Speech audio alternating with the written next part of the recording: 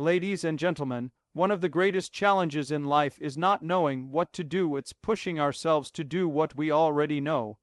Everybody has ideas, everybody has dreams, everybody has intentions.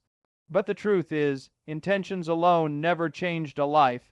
Dreams don't pay the bills, and ideas don't shape your future until you do the work. The secret isn't waiting for motivation. It's learning the art of forcing yourself to get it done. Why? Because your feelings are not reliable partners.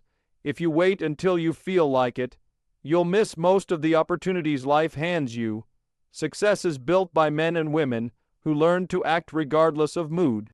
Discipline says, I will, even when I don't want to.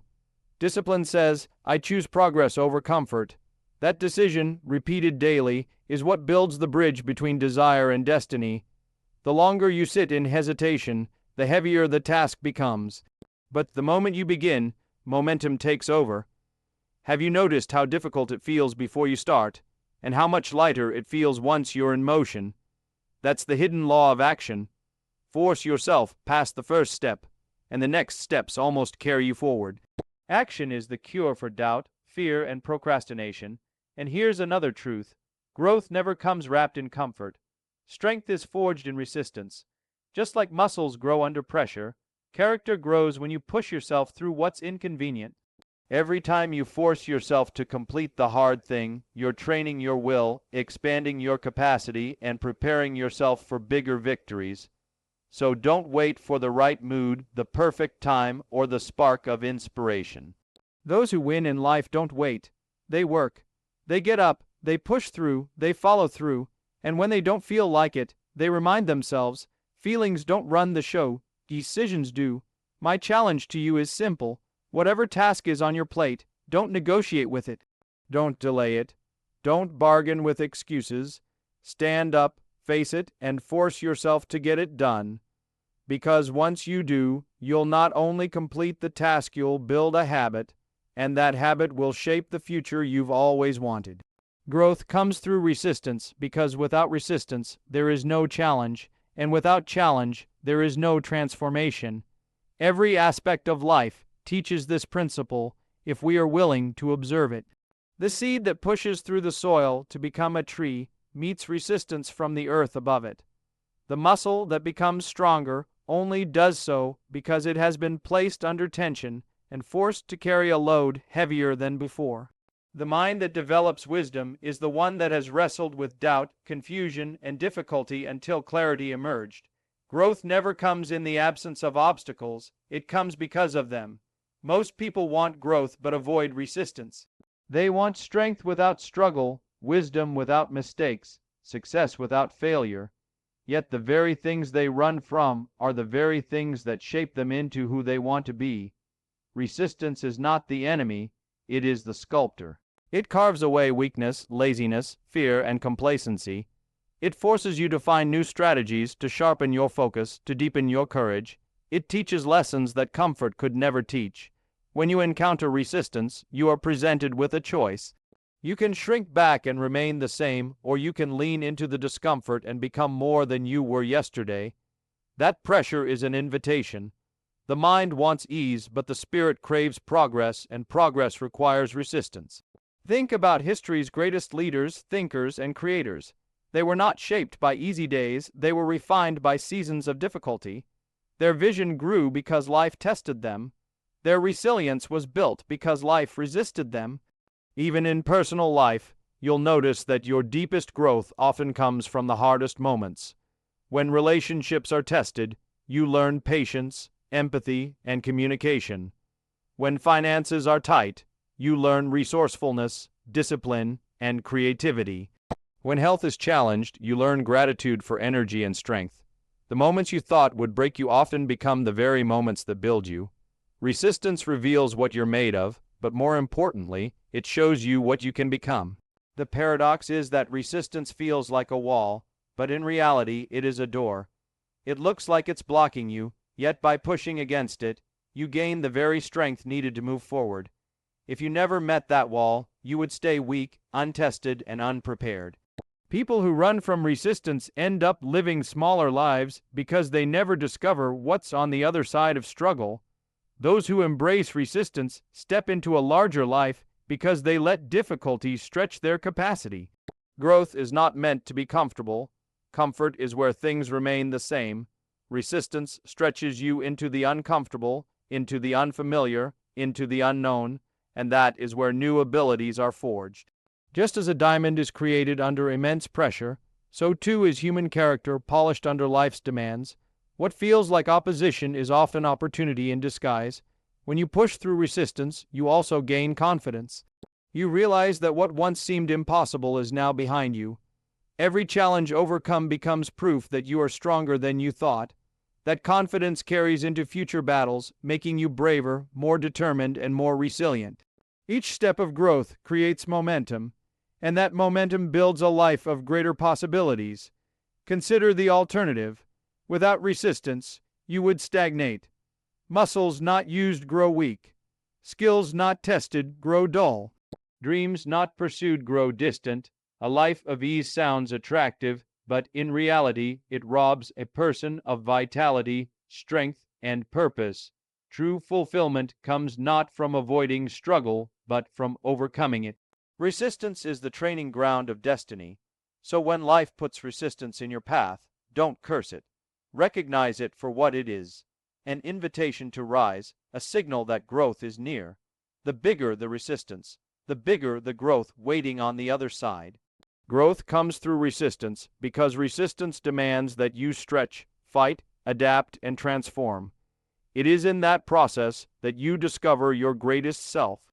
Would you like me to also expand this into a more story-driven version, with metaphors, real-life examples, and parables in Jim Rohn's style, to make it feel more like a live seminar transcript? Action cures hesitation because hesitation feeds on uncertainty, doubt, and fear. And the only way to dissolve those feelings is to move forward. When a person hesitates, the mind begins to invent reasons to delay, it multiplies possibilities, it exaggerates risks, and soon the simple act of starting feels like an impossible burden.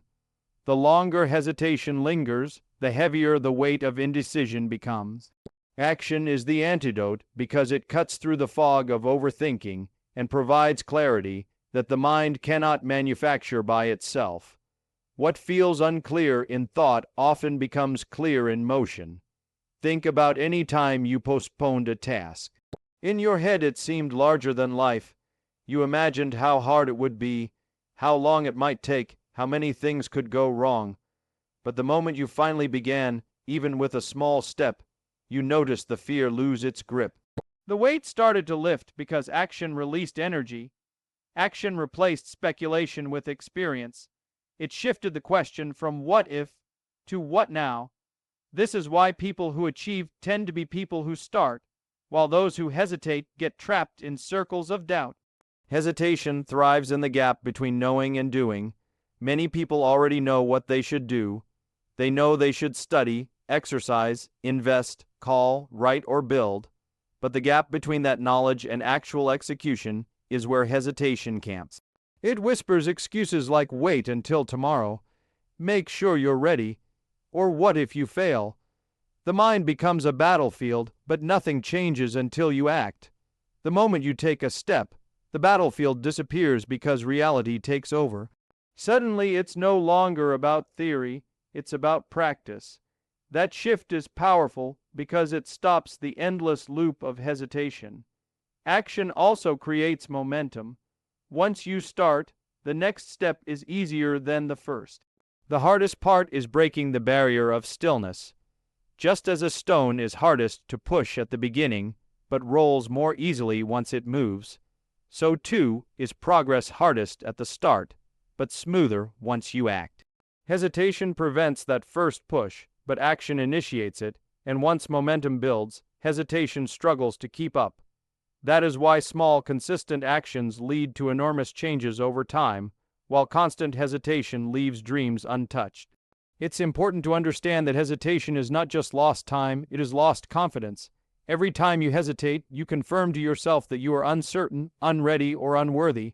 Over time, this builds a pattern of doubt. But every time you act, even imperfectly, you prove to yourself that you are capable. Confidence is not built by thinking, it is built by doing. Each action is a vote for courage, while hesitation is a vote for fear. The more you act, the stronger your courage becomes.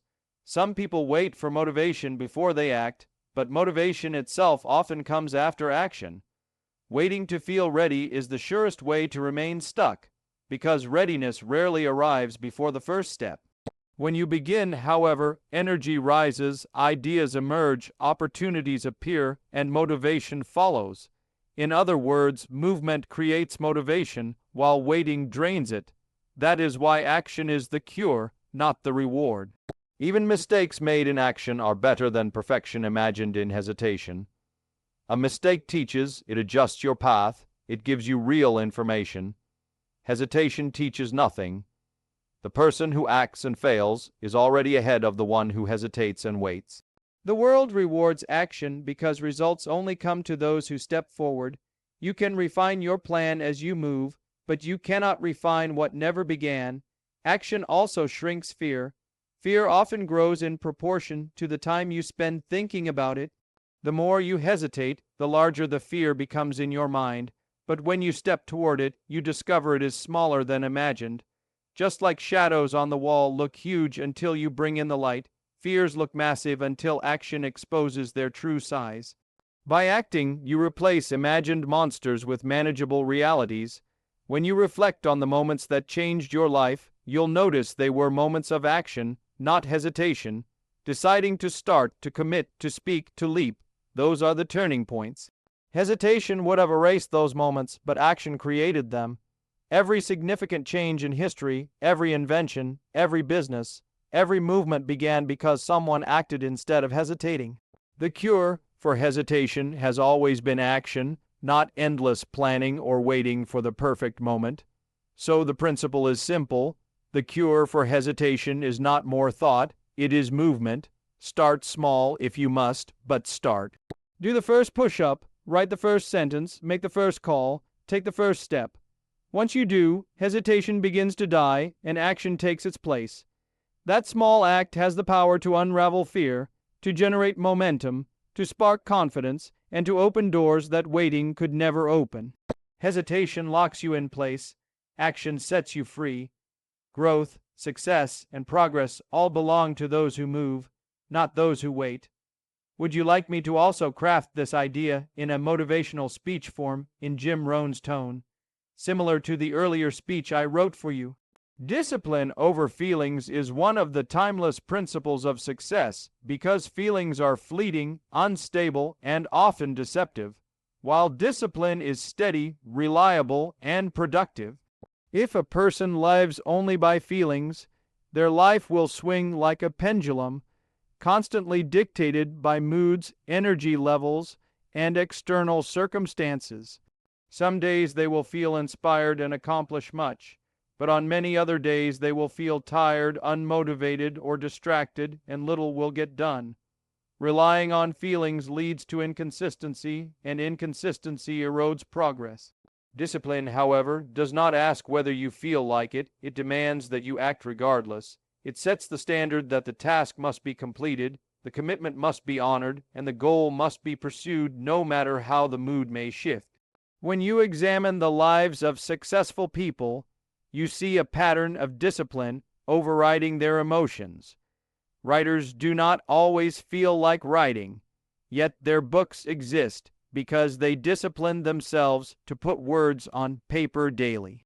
Athletes do not always feel like training, yet they show up consistently, and that is why they reach the highest levels of performance. Business leaders do not always feel like making tough decisions, yet they discipline themselves to do what is necessary, and their companies thrive. The common thread is that discipline does not bow to temporary emotions, it builds a structure that outlasts them. Feelings are powerful, but they are not trustworthy guides. Feelings will tell you to sleep a little longer, to skip the workout, to delay the project, to eat what is easy instead of what is healthy, to avoid the hard conversation. Discipline, on the other hand, whispers the truth that your future is shaped by choices, not moods. If you give in to feelings, you trade long-term growth for short-term comfort. If you practice discipline, you trade short-term discomfort for long-term fulfillment. The difference between those two choices is the difference between regret and reward. Discipline over feelings is also about training the mind. Each time you choose discipline, you are reinforcing a mental pathway that makes it easier to do the right thing next time. Each time you surrender to feelings, you reinforce weakness. Over time, this becomes your identity. You either become the kind of person who follows through regardless of emotion, or the kind of person who only acts when it feels convenient. The first path leads to strength, the second to frustration. The decision is made in small daily choices, but those choices compound into a life. Another truth is that discipline creates freedom.